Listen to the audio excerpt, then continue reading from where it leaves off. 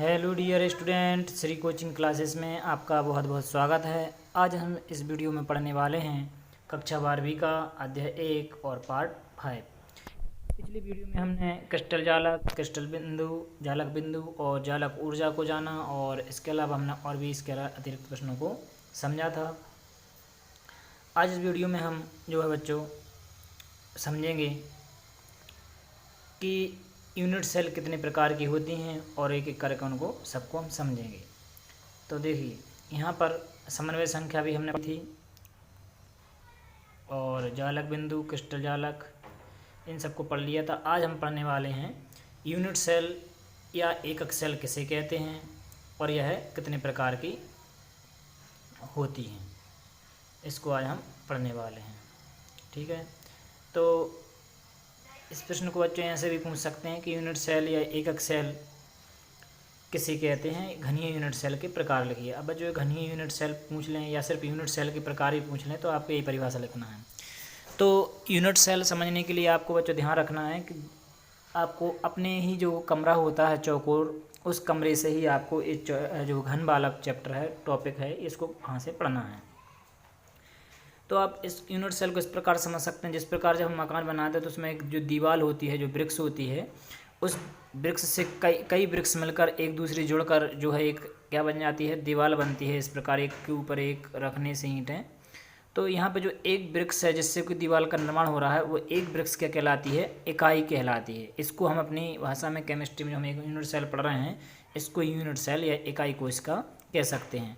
अब ये बहुत सारी जो दीवार यहाँ बन रही है, वहाँ पर हम बोलते हैं मकान बनता है तो दीवार बोलते हैं, लेकिन यहाँ पर अगर हम इस प्रकार की कई संरचना जुड़कर एक चौकोर संरचना बना रहे हैं तो यहाँ पर हम केमिस्ट्री में सॉलिड स्टेट में इसको क्रिस्टल जालक बोलते हैं। तो क्रिस्टल जालक का वह छोटे से छोटा भाग जिससे मिलकर क्रिस्टल जालक बना है, या ये भी कह सकते हैं कि किसी क्रिस्टल जालक का वह छोटे से छोटा भाग जिसकी बार बार पुनरावृत्ति से, देखिए बार बार पुनरावृत्ति हो रही है, इसकी बार बार वो मिलकर क्या बना रहा है, आपका क्रिस्टल जालक बना रहा है। और क्रिस्टल जालक भी चौकोर होता है और यूनिट भी इस प्रकार से चौकोर है, या जो जिस यूनिट सेल है वो भी चौकोर होती है।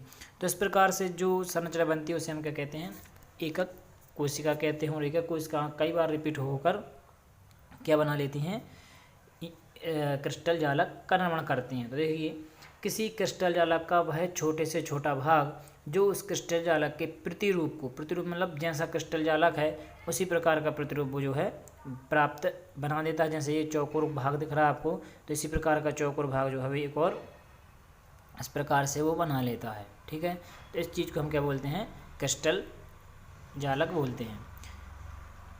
इसी सेल को यूनिट सेल, एकक कोशिका, एकक कोशिका, इकाई कोशिका, बहुत सारे नाम हैं जो आपको इंग्लिश नेम याद रखना है यूनिट सेल, क्योंकि इसके कई नामों से इसको जाना जाता है। आपको यूनिट सेल याद रखना है क्योंकि यूनिट सेल इंग्लिश में एक ही नाम है। ठीक है, तो इसकी परिभाषा को हम इस प्रकार से भी लिख सकते हैं, किसी क्रिस्टल का सूक्ष्मतम संरचनात्मक भाग जैसे त्रिविम में बार बार पुनरावृत्ति करने पर क्रिस्टल की संपूर्ण संरचना का निर्माण होता है, यूनिट सेल कहलाता है।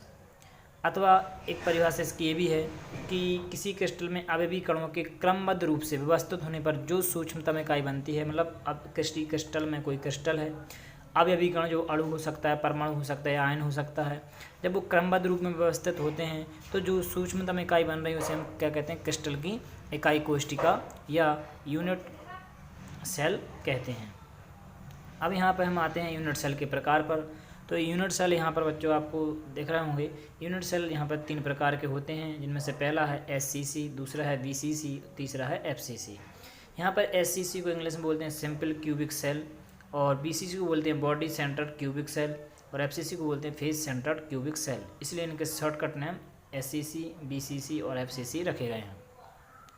अब यहाँ पे इनके हिंदी नेम बच्चों, यहाँ पे साधारण घनीय सेल, साधारण को आप सरल घनीय सेल भी कह सकते हैं। कहीं की बुक या कहीं के अलग अलग टीचर्स जो हैं आपको शिक्षक अलग अलग इसका उपयोग करते हैं।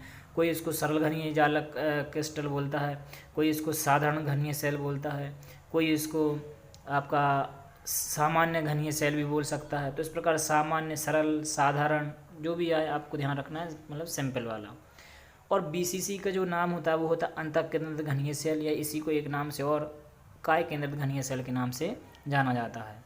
इसके बाद आता है फेस सेंटर्ड जो कि हम फलक केंद्रित घनीय सेल के नाम से जाने जाते हैं या जानते हैं। ठीक है, तो अब हम एक एक करके इनको सबको समझेंगे कि ये क्या होते हैं और किस प्रकार से इनका निर्माण होता है। ठीक है, तो देखिए एससीसी की बात करें हम, तो एससीसी सबसे सरल घनीय सेल है। आप जानते हैं घन की जो भुजाएं होती हैं वो इसकी लंबाई, चौड़ाई और ऊंचाई क्या होती हैं, बराबर होती हैं। तो इस प्रकार का जो होता है वो क्या बनता है, घन। जैसे कि मान लीजिए हम यहाँ पर एक घन बना रहे हैं, तो ये आपका इस प्रकार से यहाँ पर घन है। ये इस प्रकार से एक चौकोर लिया हमने और एक चौकोर हम यहाँ पर इस प्रकार से ले रहे हैं ये। ठीक है, अब यदि हम इनके कोनों को इस प्रकार से ऐसे मिला दें, ये इस प्रकार से ये जो आकृति आपको दिख रही है घन है। और अब यहाँ पर जो अवयवी कण होते हैं वो घन के 8 कोनों पर, घन में 8 कोने होते हैं, तो ये 8 कोनों आपको दिख रहे होंगे, 8 कोनों पर इस प्रकार से व्यवस्थित रहते हैं। तो आपको इस प्रकार से इसको चित्र को यहाँ पे बना लेना है। ठीक है, 8 कोनों पर 8 अवयवी कण। अब एक कण जो है वो अणु, परमाणु या आयन हो सकते हैं और इस प्रकार से जो है साधारण घनीय संरचना सेल की बन जाती है। इसी को हम साधारण घनीय सेल और सरल घनीय सेल के नाम से जानते हैं। तो ये चित्र आपको इसकी जब परिभाषा होगी उसमें हम पढ़ेंगे। ठीक है, और ये चित्र आप ज़रूर ध्यान से अच्छे से बना लें। तो यहाँ पर इसकी परिभाषा पढ़ते हैं, तो परिभाषा में जो ये हो जाएगा कि वही यूनिट सेल जो 8 अवयवी कणों से मिलकर बना होता है। कितने अवयवी कणों से, 8 अवयवी कणों से मिलकर बना होता है। और प्रत्येक अवयवी कण यूनिट सेल, ये एक यूनिट सेल है जो आपको दिख रही है चौकोर संरचना, ये क्या है, एक यूनिट सेल है।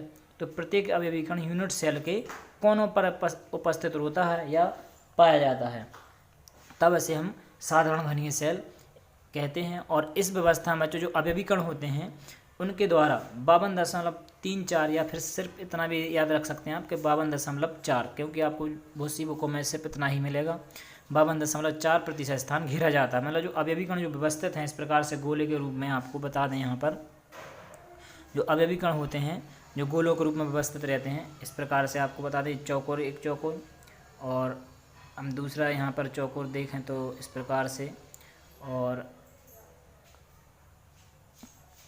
हम नेक्स्ट चौकोर देखें यदि तो इस प्रकार से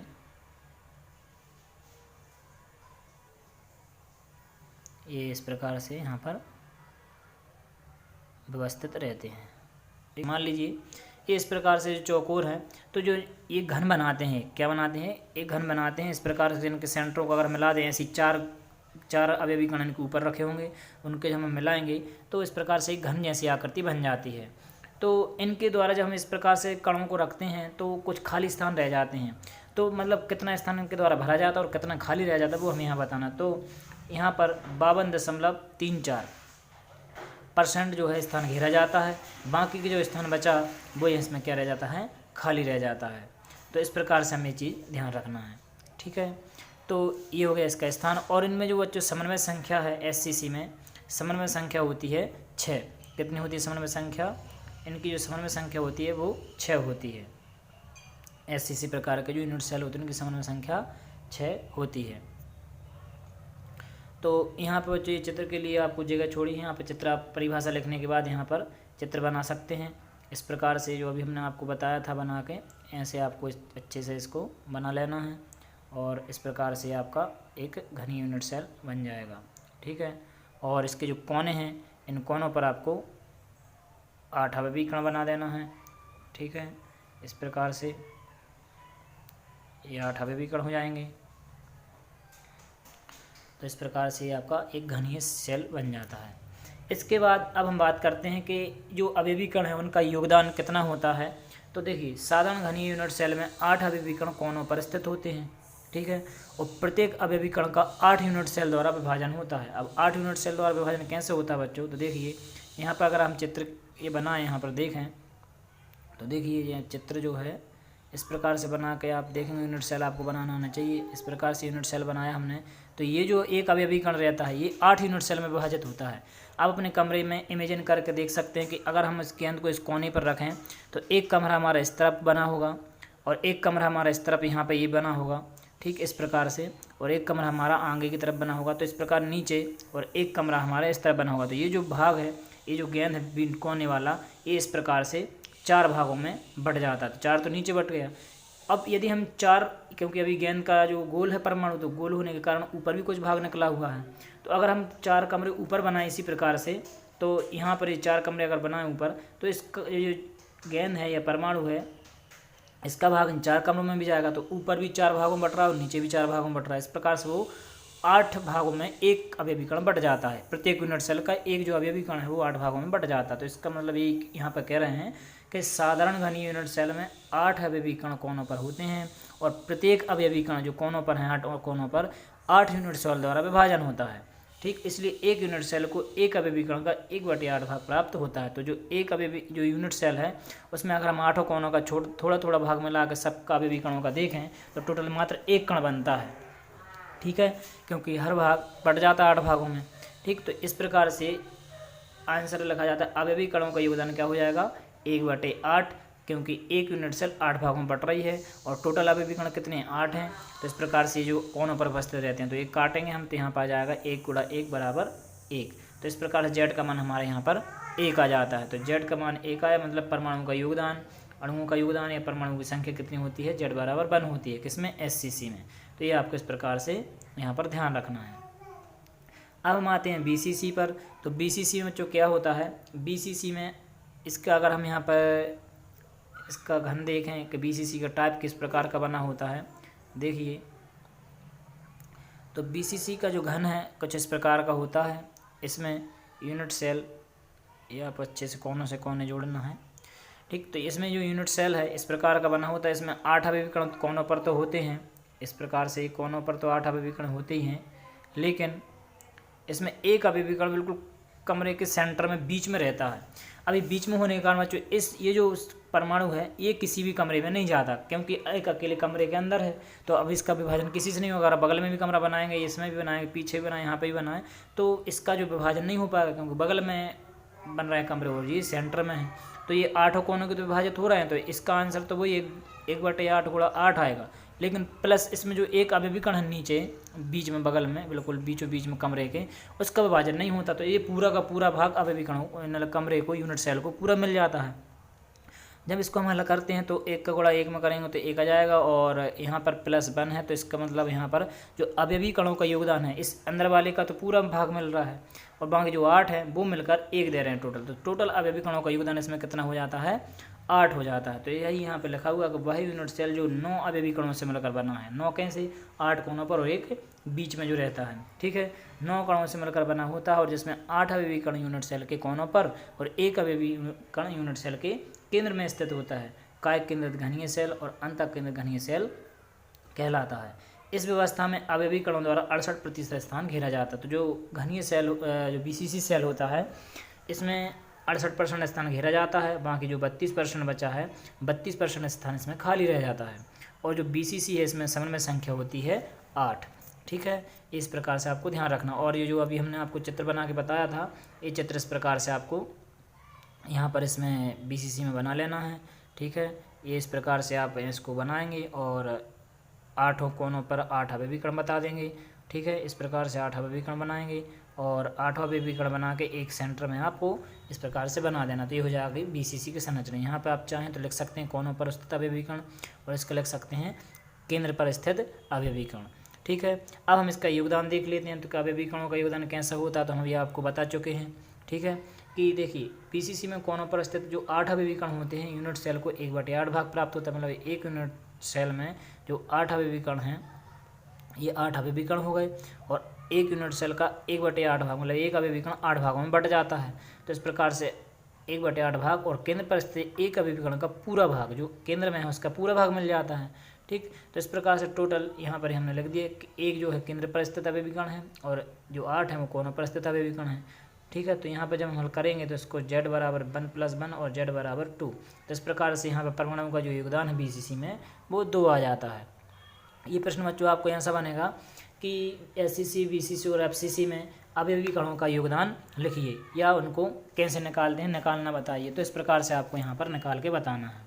ठीक है, अब हमारा आता है लास्ट और FCC जो लास्ट प्रकार बचा है कि FCC कैंसर सेल होता है।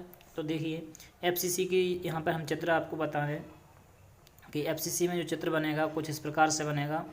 और एफसीसी के जैसा कि नाम से समझ में आ रहा होगा आपको बच्चों कि एफसीसी में जो है एफसीसी का जो चित्र है इस प्रकार से आपको यहाँ पर बना लेना है। और एफसीसी में आपको नाम से ही उसके समझ में आ गया होगा कि एफसीसी मतलब फलक केंद्रित। देखिए फलक केंद्रित तो उसका नाम है हिंदी, ठीक है। फलक केंद्रित मतलब इसके 8 कोनों पर तो अवयवी कण होंगे, यहाँ पर 8 कोनों पर अवयवी कण होंगे, लेकिन इसके अवयवी कोनों के अलावा यहाँ पर फलकों के केंद्र पर भी होंगे। अब फलकों का केंद्र कहाँ है तो हम आपको यहाँ पर जो है इस प्रकार से बता रहे हैं।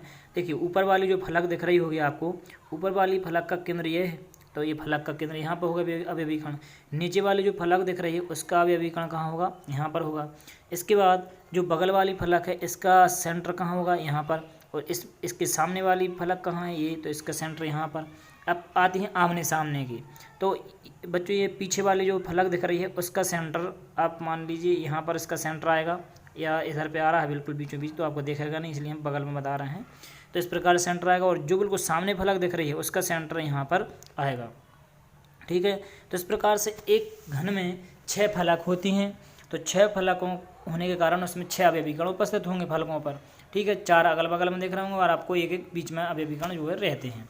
तो इस प्रकार से टोटल अवयवी कणों की संख्या कितनी हो जाती है, 8 कोनों पर और 6 फलकों पर 14। तो ये लिखा हुआ है कि वह यूनिट सेल जो 14 अवयवी कणों से मिलकर बनी होती है या बना होता है, और 8 अवयवी कण यूनिट सेल के कोनों पर और 6 अवयवी कण फलक के केंद्र पर होते हैं, वो क्या कहलाता है, एफसीसी कहलाता है। और इस प्रकार की जब व्यवस्था होती है अवयवी कणों द्वारा 74% स्थान इसमें घेरा जाता है। तो सबसे अच्छी पैकिंग बच्चों अगर पूछी जाए तो एफसीसी की होती है, और सबसे कमज़ोर जो पैकिंग होती है, सबसे ज़्यादा मतलब कम जो है अवयवी कण आते हैं वो किस में आते हैं, वो आते हैं एफसीसी में।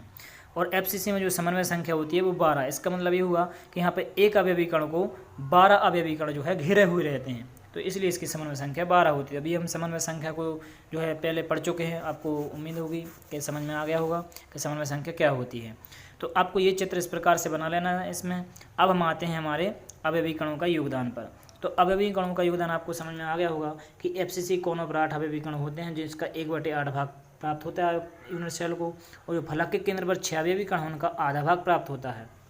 देखिए अब जैसे मान लीजिए ये दीवार है और इसके हमने बीचों बीच में कोई गोल परमाणु रख दिया, जो आधा उस कमरे में होगा और आधा इस कमरे में होगा, तो इसका मतलब आधा ही भाग प्राप्त होता है। और ऐसी हमारी कितनी फलकें हैं, 6 फलकें हैं। इस हिसाब से 6 फलकों में आधा आधा जा रहा है, मतलब हमारे लिए यहाँ पर 3 इसका आंसर आएगा, मतलब 3 जो है परमाणु इसमें योगदान देंगे। तो एक तो आपका ये हो जाएगा अवयवी कणों का योगदान 1/8 जो यूनिट सेल के होगा, और 8 कोनों पर 8 अवयवी कण है, तो यहाँ पर इनका 1 योगदान मिलता है। और जो 6 फलक होती हैं, 6 फलकों का आधा भाग मिलेगा, तो इसका आंसर आ जाएगा 3। तो z बराबर क्या आ जाएगा 1+3, और z बराबर आ जाएगा 4। तो यहाँ पर एफसीसी में परमाणु का जो योगदान है वो 4 होगा, ठीक है। इस प्रकार से बच्चों ये जो है हमारे तीनों सेलों के प्रकार हो गए। उम्मीद है आपको समझ में आ गए होंगे। यदि आपको वीडियो अच्छा लगा हो तो वीडियो को लाइक करें और चैनल को सब्सक्राइब करें और बेल आइकन को प्रेस करें, जिससे आपको समय से नोटिफिकेशन मिलती रहे। तो हम आज का वीडियो यहीं पर समाप्त करते हैं और मिलते हैं नेक्स्ट वीडियो में नए वीडियो के साथ, और हम इसके कुछ न्यूमेरिकल्स लेकर आएंगे यूनिट सेलों से संबंधित। तो बन रही हमारे channel Shri coaching classes Begumganj पर। धन्यवाद।